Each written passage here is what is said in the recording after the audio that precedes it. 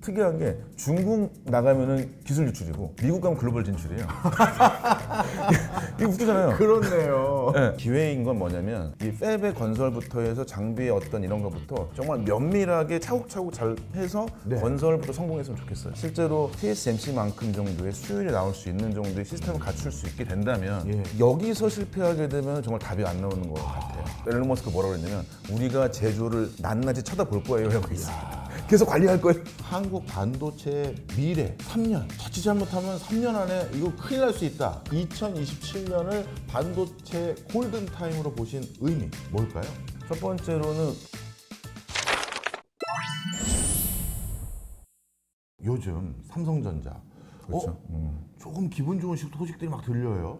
삼성이 그동안 단일 계약으로 체결했던 것들 중에선 최대 계약에 해당되는 테슬라하고, 원래 테슬라하고 삼성이 계약할 땐 이게 어디랑 계약한지 말하지 않기로 해놓고서 일론 머스크가 나야 해가지고 이제 알게 됐는데, 그래서 이거 뭐 다시 삼성 뭐 살아나는 거 아니야? 야, 삼성 이거 뭐 다시 기대해봐야 되는 거 아니야? 이런 분위기도 있는데, 정작 내부에서도 일해보셨고 어떻게 보면 후배님들이나 선배님들 중에서는 아직 계신 분들 계실 텐데 전반적인 분위기 우리가 어떻게 받아들이는 게 좋을까요? 정말 이 위기의 변곡점에 딱 이 TSMC를 받은 것 같아요. 저 테슬라를 테슬라를. 그 왜 그러냐면 테슬라하고 같이 만들 토이 테일러라고 하는 공장이 원래는 22년 1월 달에 건설이 지려고 했었습니다. 예. 삼성이 이제 미국 진출은 1997년 정도에 오스틴이라 그래서 텍사스 오스틴 쪽에 있었고 예. 거기서 차로 2시간 정도 가면 테일러가 있어요. 예. 이 테일러가 22년 정도 지려고 했는데 왜 안 지어졌냐?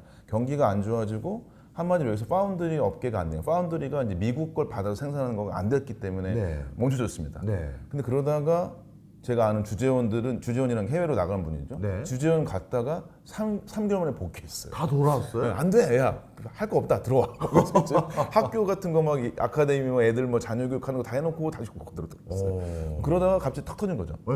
그러니까 여기는 첫 번째 기회인 건 뭐냐면 결국에 아까 말씀드린 대로 이 팹의 건설부터 해서 장비의 어떤 이런 것부터 정말 면밀하게 차곡차곡 잘 해서 네. 건설부터 성공했으면 좋겠어요. 예. 그게 이제 하나 6개월 정도 걸릴 것 같고 예. 그 기회인 게 그래서 실제로 이 TSMC만큼 정도의 수율이 나올 수 있는 정도의 시스템을 갖출 수 있게 된다면 예. 이거는 테슬라라고 하는 회사 물론 매출이 아주 큰 건 아닙니다. 지금 예. 22조 원이라고 얘기하는데 그게 8년 계약이니까 1년에 3조. 네. 근데 보통 한 10% 남거든요. 네. 그러면 3천억 정도의 이익이에요. 그럼 예. 삼성이 지금 잘 안 나와도 몇 조씩 하고 있으니까 그렇죠. 이익이 아주 커지는 않을 텐데 예. 요거를 성공하게 되면은 뭐 정말로 이제 TSMC랑 전멸차 9배 차이 나더라도 예전에 한 2배, 3배 차이 날 때 있었거든요. 예. 그때까지 가는 가장 중요한 교두보 된 거 맞습니다. 근데 위기인 건 뭐냐? 여기서 실패하게 되면 정말 답이 안 나오는 것 같아요. 말씀을 쭉 듣고 보니까 이게 어떻게 보면 진짜 메모리 반도체처럼 다 표준화된 어떤 반도체를 만들어 놓고 몇십억짜리 계약 따서 야 납품해, 이게 아니라 일단 계약서 쓰고 해볼 수 있는 기회를 얻은 거라고 생각하는 게 맞겠네요. 네. 정말 말씀하신 게 저기 앨런 머스크 뭐라고 그랬냐면 우리가 제조를 낱낱이 쳐다볼 거예요라고 있어요. 계속 관리할 거예요. 네. 그게 이제 있는 상황이라서. 그렇군요. 네, 물론 테슬라 입장에서는 아시겠지만 이제 엔비디아의 GPU 같은 거 비싼 걸 사기 싫은 거죠. 예. 다들 요새 소위 탈 엔비디아 노래를 부르고 있는데 네. 대표적으로 이렇게 소위 이제 도전적인 앨런 머스크가 했다고 보는데 그래서 이제 그런 쪽을 해주기 위해서 자기들도 자기가 설계 다 하고 이만큼 먹는데 TSMC는 우리 잘 중요시 안 해주니까 삼성을 온 것도 많이 있습니다. 네. 그러니까 이런 걸 잘 잡아서 이 기회를 할 수밖에 없을 것 같긴 해요. 그렇군요. 알겠습니다. 뭐 우리가 세부 계약 내용까지는 모르겠습니다만 저도 외국인들하고 계약하는 거 계약서 한번 옆에서 예전에 컨설팅 펌에 있었을 때 챙겨본 적이 있었는데, 야, 뭐만 조금 니네가 못해도 우리 계약 취소에 이런 문구가 너무 많더라고요. 네, 맞습니다. 이번에도 어떻게 보면 삼성이 기회를 얻은 것이니까 꼭 성과를 냈으면 하는 바람이 있고요. 그리고 또 한 가지 경영 전략 차원에서도 궁금해서요. 테슬라는 예전에 AI 칩 초기 버전은 삼성하고 했다가 다시 그 다음 버전은 또 TSMC하고 했다가 그 다음은 다시 삼성하고 한 게 어찌 보면 한 사람에게만 계속 발주했다가는 오히려 끌려다닐까봐 그냥 원래 갈짓자 하는 거 아니냐? 이런 해석들도 있는데 거기에 대해서는 어떻게 생각하세요? 지금 그거는 또 맞는 걸 수도 있고 틀린 걸 수도 있고 한 번 네. 더 봐야 될 것 같습니다. 말하자면 이제 지금 AI6거든요. AI7을 만약 TSMC 준다면 그게 맞을 것 같고 네. 지금은 이제 반도체 업계에서는 TSMC가 워낙에 잘 만드니까 여기에 다 몰린 상태라고 보실 수 있을 것 같아요. 네, 그 상태인 거고 그다음에 테일러 팹이 이제 미국에 있으니까 관리하기 좋으니까 한 것도 있으니까 좀 더 봐야 될 것 같습니다. 알겠습니다. 그다음에 또 한 가지 이제 큰 물 들어오는 데가 아까 말씀 주셨던 메모리 반도체 중에서 적층형으로 하는 HBM이라는 건데 그거에 대해서는 뭐 어디까지 개발이 거의 임박했다. 그러면 HBM도 기대를 해볼 수는 있는 거예요? 뭐 여기저기서 이건 이 얘기는 삼성이 아까 말씀하신 대로 이렇게 뭐 임박이라고 하는 게 된 게 벌써 24년 1분기부터 맞아요. 1년 반이 됐어요. 예. 그래가지고 이제 사람들이 이제 안 믿어요. 그래서 저도 근데 이제 요새는 어떤 느낌이냐 그래도 올해는 되지 않겠냐라는 말은 있는데 그 뭐 내부적으로 돌아가는 것도 있겠지만 올해 안에는 괜찮지 않을까라는 생각이 들긴 합니다. 네. 사실 모르겠습니다. 이 그냥 그 어떻게 보면 우리나라 경제를 좀 걱정하는 사람 입장에서는 SK 하이닉스는 잘 만들 줄 알았으니까 그 중에 또 일부는 삼성에서 넘어간 직원들도 있다니 그렇죠. 그냥 다시 좀 데리고 오면 그러면 외국 기업이 발주받는 게 아니라 우리 기업들 양쪽에서 다 그 싹쓸이하는 거 아닌가 생각도 드는데 참 현실 비즈니스는 그런 게 단순한 게 아니니까요.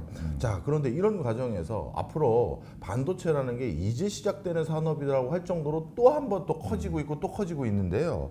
이런 과정에서 정작 뭐 이 책에서도 앞부분 뒷부분에는 인사적인 관점에서 또 사람들에 대한 얘기들 많이 적어두셨습니다만 지금 현장에서는 우리나라의 반도체 인력 자체가 너무 적어서 우리나라 웬만한 반도체 학과 좋은 학교에 좋은 반도체 학과 나온 사람들은 그냥 다 데려가도 사람이 모자르다라는 소리까지 들리는 것 같던데 그건 사실입니까? 네, 그거는 이제 반도체 산업협회에서 2023년 정도 때 예상을 했는데 우리나라가 반도체 인력이 30만 2천 명이 필요해요. 예. 2031년까지. 예. 근데 이제 지금 양성하는 기준을 봤을 때는 그래서 정확히 23만 얼마가 양성이 돼서 부족한 인력이 7.7만 명이 부족해요. 이야. 그 정도 부족한 것 같습니다. 근데 이제 중요한 거는 그 부족한 인력이라고 하거나 양성되는 인력들이 예. 다들 삼성 하이닉스 가고 싶은 거죠, 사람들이. 아. 네, 이게 여전히 삼성 같은 하이닉스처럼 고연봉도 있지만 이 아주 최저임금도 있거든요. 네. 그러니까 이분들이 너무 많이 있어요. 예. 그러니까 좋은 일자리로 봤을 때는 여전히 부족하다고 봐야 될 것 같고. 예. 그러니까 이제 그래서 이제 취업하시는 분들은 만약에 이 책을 보시는 분들도 아 사람 부족하니까 내가 지원을 되나 보시겠지만은 생각보다도 좋은 회사 가려고 하는 사람들은 박 터집니다. 네. 이쪽에 아래쪽에 뭐 유지보수를 한다든지 네. 아니면 뭐 건설이 있다든지 이런 분들은 또 임금이 낮아요. 여기도 사람이 필요해요. 그렇네요. 그러니까 말씀하신 대로 전체적으로는 다 봤을 때는 인력은 부족해요. 예. 근데 여기서 어떤 형태 양질이라고 해서 주로 대졸 중심으로 생각을 되게 많이 하시는데 물론 좋습니다만서도 이 소위 이제 고교졸이나 전문대졸처럼 이 소위 유지보수나 노하우를 쌓는 네. 이런 분들의 인력들도 여전히 필요해요. 예. 그래서 그런 것들은 같이 고려했으면 좋겠습니다. 예. 근데 이제 또 제 딴에는 또 이런 걱정도 들어요. 예를 들어서 지금 중국에서 일어나고 있는 현상들을 뭐 박사님께서 더 잘 아시겠습니다만 뭐 다크 팩토리 해서 무인 공장화를 벌써 성공했다.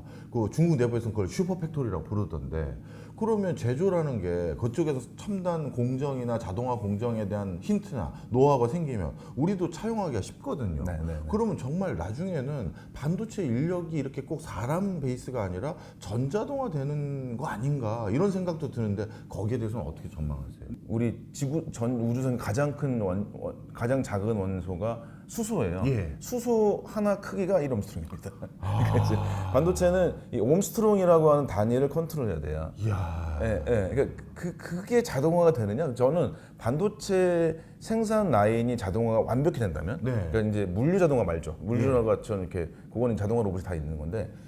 설비라고 한 아까 말씀드린 5만 6천 개의 부품을 다루는 엔지니어들이 일하는 거에 자동화 된다면 모든 사람이 다 자동화 될 것 같아요. 근데 저는 그게 가장 요원하다고 봅니다. 예. 첫 번째는 반도체가 그 사이즈가 작은 거. 네. 두 번째로는 말씀드린 대로 공정이 너무 많아요. 그러니까 아시겠지만 자동화의 가장 어려운 건 모듈화나 패턴화가 되게 되면 자동화가 잘 되는데 네.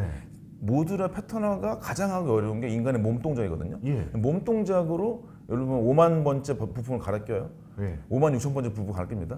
이 모듈은 자동화되기 좀 어렵습니다. 그래서 이 모듈, 그다음에 거기에서 이제 이 유지 보수했을 때 뭐 부품의 하나냐, 원자 하나를 바꾸거나 정리하는 이 이 인간의 행동은 예. 제가 볼때 자동화가 가장 나중에 될 것 같아요. 그래서 저는 말씀하신 대로 자동화라고 하는 게 됐고 이번에 뭐 보스톤 다이맥스를 합병했던 현대차에서 네. 뭐 싱가포르 공장 난리가 아니죠. 네. 지금. 그것도 분명히 있습니다만서도 그러니까 자동화할 수 있는 건 있긴 한데 예, 어려운 게 분명히 있고 내부적으로 세 번째로 또 말씀드릴 수 있는 거는 그러면 자동화 대상이 되는 엔지니어들은 어떻게 행동하느냐. 네. 이거를 완벽하게 팹을 자동화할 정도의 장악해서 기술을 갖고 있느냐 이거는 안 되는 것 같거든요. 무슨 얘기냐면 지금 막 자동화 아이템이 삼성전자에서 2030년까지도 원래 3년 전에 설비 무인화하겠다고 그랬었습니다. 예. 근데 그때 아이템들 엔지니어 다 줬어요. 그래서 엔지니어가 어떤 걸 자동화하냐면은 내가 부품을 갈아 낄 때 부품이 저 반송구에서 여기까지 올 때 자동화. 네. 그러니까 뭐 우리 식당에 있는 식당에 있는 거랑 똑같은 거예요. 서빙 로봇이랑 똑같은 거예요. 예. 이것을 자동화하려고 그러지 자기 내부에 있는 거의 뭐 러더이트랑 비슷한 거죠. 예. 거기를 하는 거는 여전히 근데 이거를 하라 마라 얘기할 수는 없거든요. 그렇죠. 조직에서. 그렇죠. 그런 것들이 있어서 자동화가 필요합니다. 예. 그렇지만 그게 일단 그런 기본부터 되지 않을까 싶습니다. 이제 이해가 됐습니다.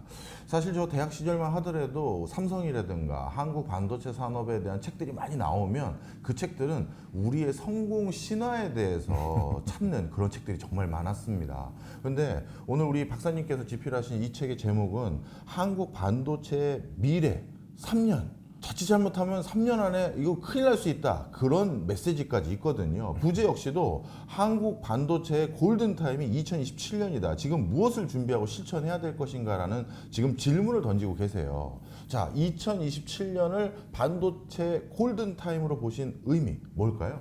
첫 번째로는 확 와닿는 거는 중국의 격차를 유지할 수 있느냐.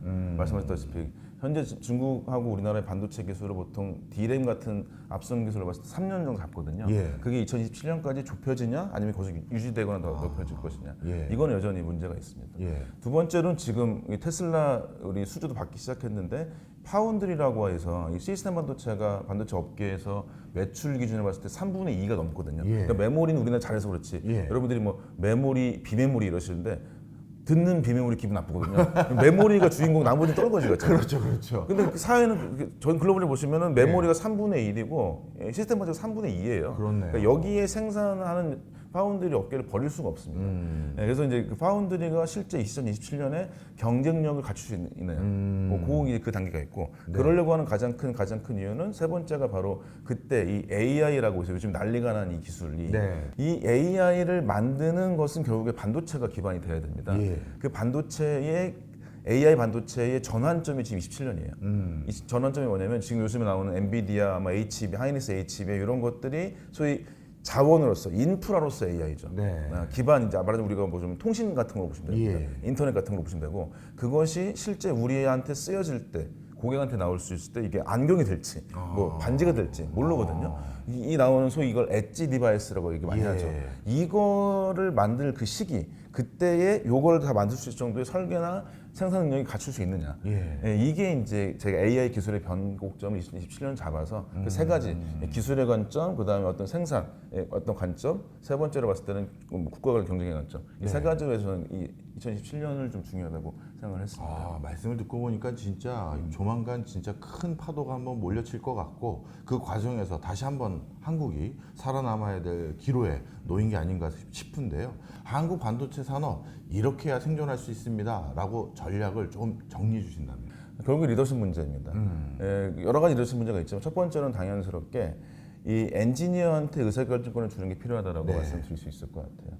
그다음에 두 번째로는 이 삼성이라는 하이닉스라는 대기업들이 이 국내 1등을 했었을 때 나올 수 있는 전체를 다 잘하려고 했던 이 장악의 방식의 리더십에서 네. 이제 협력의 방식으로 해야 된다. 그래서 제값 주고 소부장 같은 장비도 사야 되고요. 설계사들이나 서비스만도 높여야 되고요. 이런 것들이 필요해 보이는 게 이제 1년차 때 해야 될 리더십 문제라고 볼 수 있을 것 같고요. 두 번째가 기술 문제입니다. 기술의 위계를 철폐해야 됩니다. 그러니까 대부분의 이제 삼성 같은 데나 어디서나 아니면 우리나라 회사에서도 전적과 사람들이 다 CEO하는 거 맞을 수 있을 것 같아요. 근데 나머지 뭐 아까 말씀드린 화학 쪽, 재료 쪽 이런 쪽에 대한 물질에 대한 문제나 기계에 대한 문제 이런 사람들의 전공자들이 다 모여가지고 여기가 수평적으로 의사결정해야 됩니다. 네. 지금도 이제 말하자면 HBM 같은 것도 뭐 이제 어떤 회의에서도 아니 왜 이렇게 안 되는 거냐? 뭐 이런 얘기 한답니다. 사장님들이. 옛날에는 했는데 안 되는 거예요. 그래서 왜 안 되냐? 근데 봤더니 그게 기계과의 의사결정을 해야 되는 문제인 거고 네. 이게 왜 이렇게 안 되냐? 수요를 봤더니 이게 어떤 소재 문제가 생겨버리고 그러니까 이런 것들이 기술의 위계를 철폐해야 되는 게 있는 것이고 그게 대표적인 어떤 특이한 내용을 보실 수 있고 네. 세 번째로 봤을 때 이제 생태계 문제를 말씀드리는 가장 큰 이유는 결국에는 우리나라 생태계가 대기업 중심으로 돼 있다 보니까 이 삼성전자 요즘 보너스 못 받아서 연봉이 안 좋고 하이닉스 1년차 연봉이 얼마일 것 같으세요? 원천 징수를 원천 징수 원천 네. 한 뭐 4천 됩니까? 연봉? 1억이 넘습니다. 이야. 제가 우리 엔지니어들 잘하니까 그 돈 받아야 되는데. 예. 근데 이제 말하자면 근데 거기는 1억이 넘는데 1년차 유지 보수하는 엔지니어는 얼마일까요? 얼마예요? 최저임금이에요. 같은 급에서 일을 하는데 연봉 3배 차이가 납니다. 이건 심하네요. 그럼 어떻게 할까요? 그럼 여기 이 사람들은 여기 1억 받아요. 이제 부장 달면은 1억 5천 정도, 1억 2억 가까이 됩니다. 네. 이 사람들은 나갈 데가 없어요. 그럼 어떻게 하죠? 여기서 썩어요. 대기업에서는 여기는 사람이 남아듭니다. 예. 그래서 이제 제 친구들이나 아니면 제가 80년생인데 70년대 후반생들 예. 정도가 그래서 리더십, 그러니까 그 파트장급이 안 되면요 뒷방 늙은이라고 놀림을 받아요. 20년 이상 일한 사람들이 그러면 사람들이 어떻게 할까요? 안 나오고 버팁니다. 그러니까 버틸 수 있는 건 뭐죠?